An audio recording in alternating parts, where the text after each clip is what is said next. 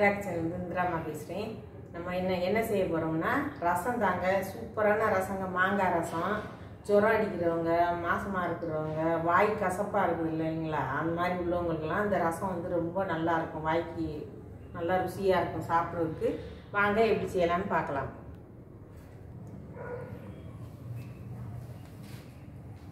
தேவையானது வந்து கிளிமூக்கு மாங்காங்க. கிளிமூக்கு மாங்காய் வந்து ஒரு 3/4 மாங்காய் கட் பண்ணி வச்சுருக்கேன். இது ஒரு 5 பேர் சாப்பிட்ற அளவுக்கு ரசம். அதுக்காக நான் வந்து முக்கால் பங்கு கட் பண்ணி வச்சுருக்கேங்க. தோலோடதையும் கட் பண்ணி வச்சுருக்கேன். பிஞ்சு மாங்காய் தான்.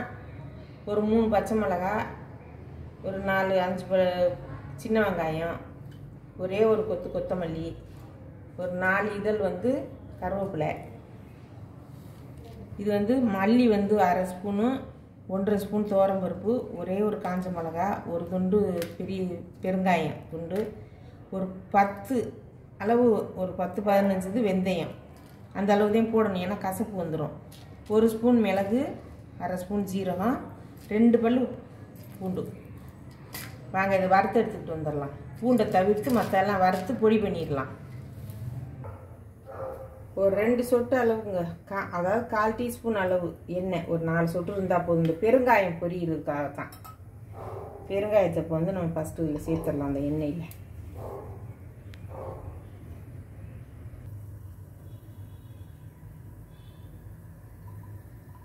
அப்படியே லைட்டாக திருப்பி நல்லா பொரிச்சு எடுத்துருங்க. இந்த கட்டி பெருங்காயம் பொரிச்சு இந்த ரசப்பொடியில் நுணுக்குனீங்கன்னா அவ்வளோ நல்லா வாசனையாக இருக்குங்க.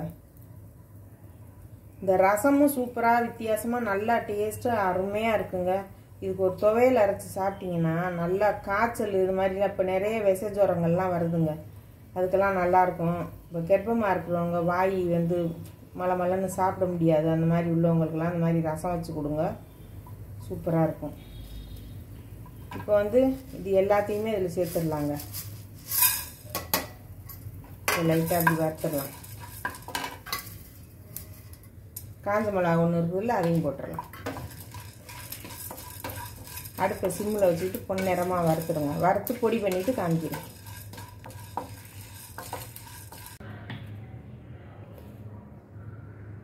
பாருங்கள், இந்த மாதிரி அரைக்கணுங்க. இந்த மாதிரி பொடியாக அரைக்கணும். தூள் வந்து நல்லா நொரன்னு இருக்கணும். இது ஒரு கிண்ணத்தில் கொட்டிடலாம்.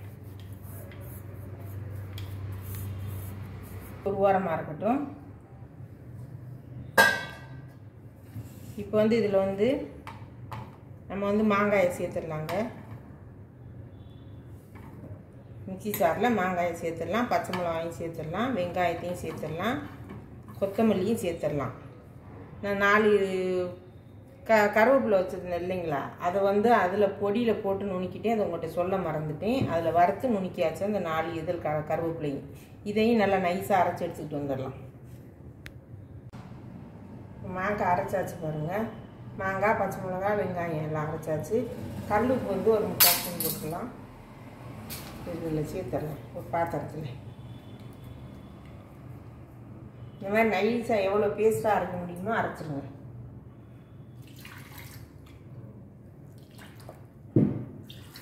உங்களுக்கு புளிப்புக்கு தகுந்த மாதிரி நம்ம இதுக்கு வந்து தக்காளி தாங்க 1/2 பழம் போடுவேன் நான். புளியெல்லாம் ஊற்ற வேண்டாம். இதுக்கு புளி தேவையில்லை. மாங்காய் ரசத்துக்கு வந்து புளிப்பாக இருக்கும். இந்த கிளிமூக்கு மாங்காய் ஏன் போடுறோம்னா அந்த ஸ்மெல் வந்து ரொம்ப நல்லாயிருக்கும். மைல்டான புளிப்பும் இருக்கும். இது வந்து வாசனையும் நல்லாயிருக்கும். இது நல்லா கலந்து விட்டுருங்க.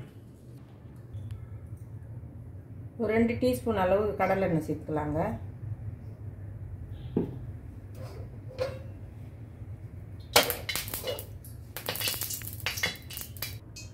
கால் டீஸ்பூன் கடுகு,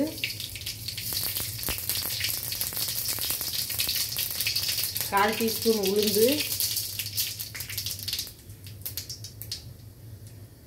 காஞ்ச மிளகாய் ஒன்றே ஒன்று கிள்ளி போட்டுக்கலாம். ஒரே ஒரு காஞ்ச மிளகாய் போட்டால் போதும்.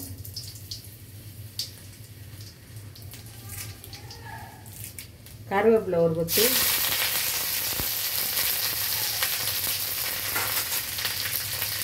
அடுப்பை நல்லா மீடியம் சிம்மில் வச்சுக்கோங்க.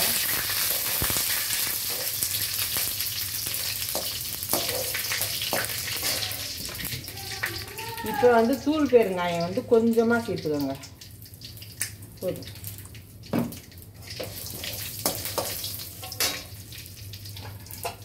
இப்போ அந்த பூண்டு வச்சுருக்கோம் இல்லைங்களா, தட்டி வச்சுருக்கோங்களா, 2 பல்லு பூண்டு அதை அதில் சேர்த்துடலாம். சேர்த்துட்டு நம்ம பொடி பண்ணி வச்சுருக்கோம் இல்லையா, ரசப்பொடி, அதையும் சேர்த்துடலாம்.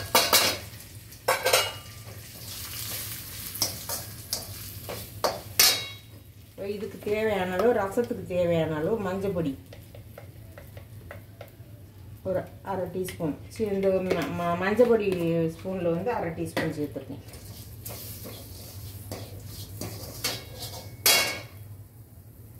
இப்போ வந்து ஒரு 1/2 பழம் தக்காளி கொஞ்சம் நல்லா வதங்கட்டும்.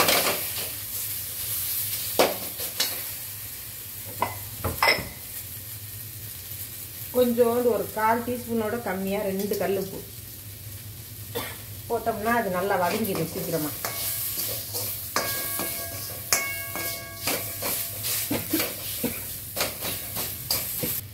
இப்போ வந்து நல்லா வதங்கிடுச்சுங்க. இருமலாக மாங்காய் ரசத்தை வந்து அப்படியே சேர்த்துடலாம். சாரி,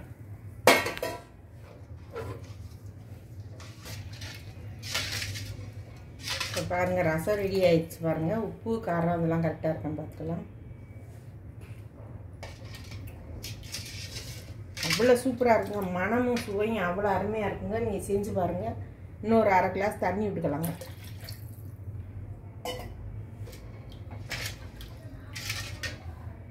இப்போ வந்து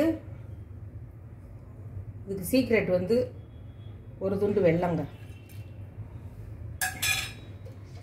அவ்வளோதான். இது வந்து ஒரு நுரை கூட்டி கொதிக்கட்டும். கொத்தமல்லி போட்டுட்டு நம்ம இறக்கி ஊற்றும்போது வேறு பாத்திரத்தில் மாற்றும்போது காமிக்கிறேன். இப்போ வாங்க ரசத்தை ஓப்பன் பண்ணி பார்க்கலாம். நல்லா நுரை கூட்டிச்சு. இப்போ கொஞ்சம் ஐயில் வைங்க. அடுப்பை கொஞ்சம் ஐயில் வச்சுட்டு லைட்டாக ஒரு கொதி வரணும். லைட்டாக ரொம்ப கொதிக்க விடக்கூடாது.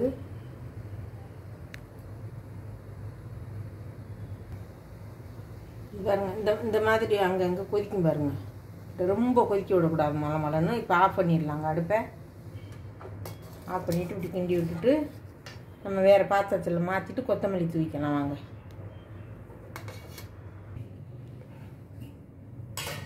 ரசம் வந்து வேறு பாத்திரத்தில் மாற்றிட்டோங்க.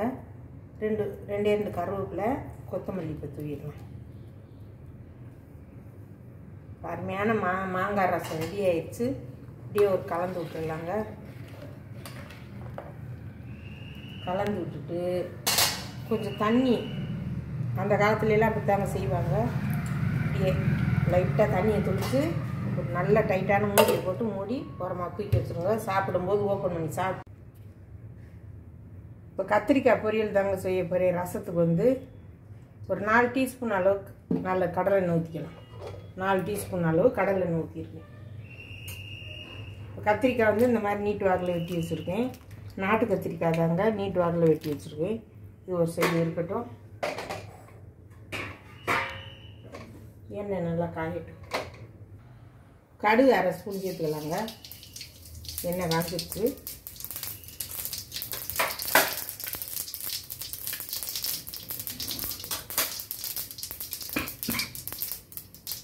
உளுந்து வந்து 3/4 ஸ்பூனு.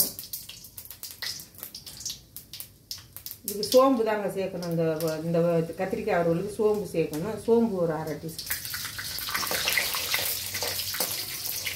கடுகு, சோம்பு, உளுந்து 3 தான் போடணும். இந்த பொரியல் கத்திரிக்காய் வறுவலுக்கு நல்லாயிருக்கும். இந்த மாதிரி செஞ்சு பாருங்கள். இப்போ ஒரு பழத்தில் பாதி பழம் வந்து ரசத்துக்கு போட்டேன்னா இந்த பாதி தக்காளி இருக்குது பாருங்கள்.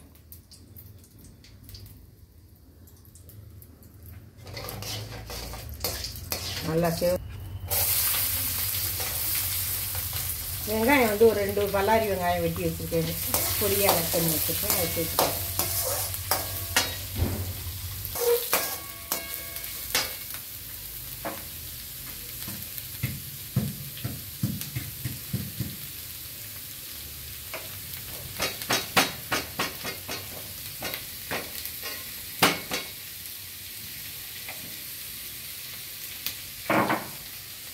ஒரு 10 பல்லு பூண்டுங்க இந்த மாதிரி நச்சு வச்சுருக்கேன், அதையும் சேர்த்துடலாம்.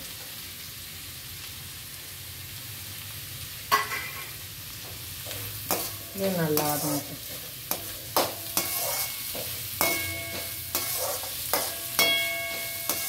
வெங்காயத்தை ரொம்ப கருவி விடாமல் நல்லா ஒரு கண்ணாடி பதம் வளர்ட்டும். இந்த கத்திரிக்காய்க்கு வெங்காயத்துக்கும் சேர்ந்த மாதிரி ஒரு 3/4 டீஸ்பூன் கல் உப்பு சேர்த்துக்கலாம்.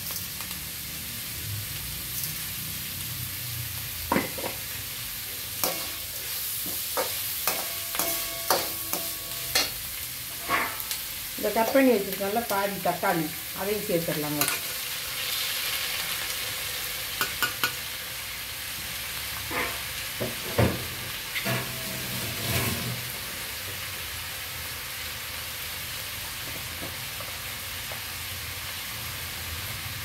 ஒரு 1/4 டீஸ்பூன் மஞ்சள்தூள். இப்போ பாருங்கள் நல்லா வதங்கிடுச்சு, தக்காளியும் நல்லா வதங்கிடுச்சு. இப்போ வந்து நம்ம அந்த கத்திரிக்காயை வந்து போட்டுறது.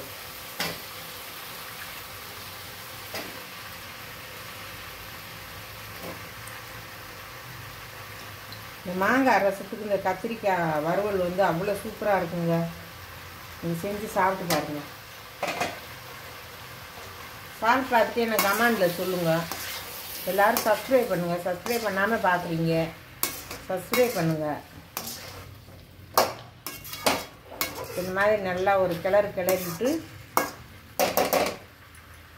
இந்த மாதிரி இட்லி கொப்பரை இருந்தாக்க இப்படி வச்சு மூடி வச்சுக்கோங்க. மூடுனீங்கன்னா இதில் உள்ள வேர்வையிலே அந்த தண்ணி இறங்க அந்த காய் வெந்துடும். வேக வெட்டி மிளகாத்தூள் சேர்க்கும்போது நான் சொல்கிறேன். இப்போ பாருங்கள், கத்திரிக்காய் உடையாமல் நல்லா வெந்துருச்சு பாருங்கள். கலர் காய் எப்படி இருக்குன்னு பாருங்கள். இந்த மாதிரி நாட்டுக்காய் வாங்கி பொரியல் பண்ணி பாருங்கள், அவ்வளோ டேஸ்ட்டாக இருக்கும். இப்போ நம்ம வீட்டு மிளகாத்தூளுங்க, உங்களுக்கு தேவைப்பட்டால் கேளுங்க, வாட்ஸ்அப்பில் நம்பருக்கு நான் அனுப்பி விட்றேன். இது வீட்டு மிளகாத்தூள் எல்லாத்துக்குமே போடலாங்க. கறி குழம்பு, மீன் குழம்பு, சாம்பார் எல்லாத்துக்குமே போடலாம். அதில் வந்து ஒரு 1.5 ஸ்பூன் போட்டுக்கலாம்.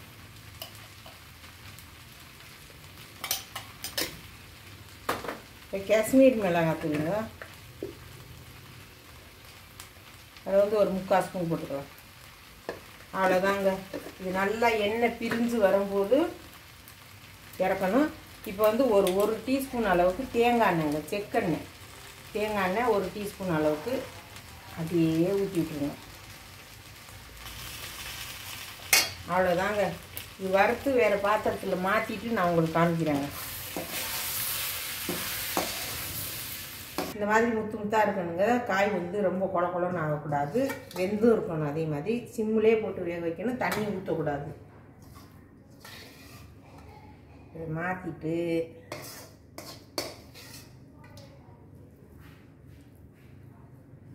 இந்த கத்திரிக்காய் பொரியல் செஞ்சு இந்த ரசம் வச்சு சாப்பிட்டுட்டு நீங்கள் சொல்லுங்கங்க எப்படி இருந்துச்சுன்னு.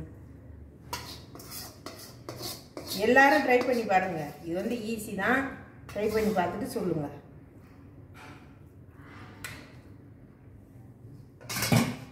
இதில் கொஞ்சம் கொத்தமல்லி தூவிடலாம்.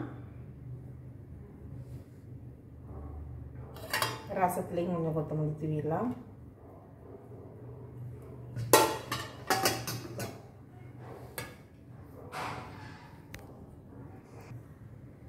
பாருங்கள், மாங்காய் ரசங்க. இது கொஞ்சம் கலர் வந்து பச்சையாக தாங்க இருக்கும், ஆனால் டேஸ்ட்டு செம்ம அடிச்சுக்க முடியாது. எல்லோரும் காய்ச்சல்காரங்க, மாசமாக இருக்கிறவங்க, வாய் கசப்பாக உள்ளவங்க, சாப்பாடே செல்லலை, ஒரு மாதிரி மலமலன்னு இருக்குது வாய் அப்படின்னு சொன்னால் இந்த ரசம் வச்சு சாப்பிட்டு பார்த்துட்டு சொல்லுங்கள். இந்த ரசத்துக்கு ஏற்ற காம்பினேஷன் வந்து உருளைக்கிழங்கு, கடலைக்கிழங்கு, அதெல்லாம் இந்த கத்திரிக்காய் பொரியல் வறுவல் வந்து செஞ்சு பாருங்கள். செஞ்சு சாதம் வடித்து சூடாக சாப்பிட்டு பார்த்துட்டு இந்த வீடியோ வந்து உங்களுக்கு பிடிச்சிருந்ததுன்னா லைக் பண்ணுங்கள், ஷேர் பண்ணுங்கள், சப்ஸ்கிரைப் பண்ணுங்கள், பெல் பட்டனை கிளிக் பண்ணுங்கள். எல்லோரும் சப்ஸ்கிரைப் பண்ணுங்கள், எல்லோரும் சப்போர்ட் பண்ணுங்கள். உங்கள் நண்பர்களுக்கெல்லாம் ஷேர் பண்ணி விடுங்க. எல்லோரும் கமெண்ட் பண்ணுங்கள். நன்றி, வணக்கம்.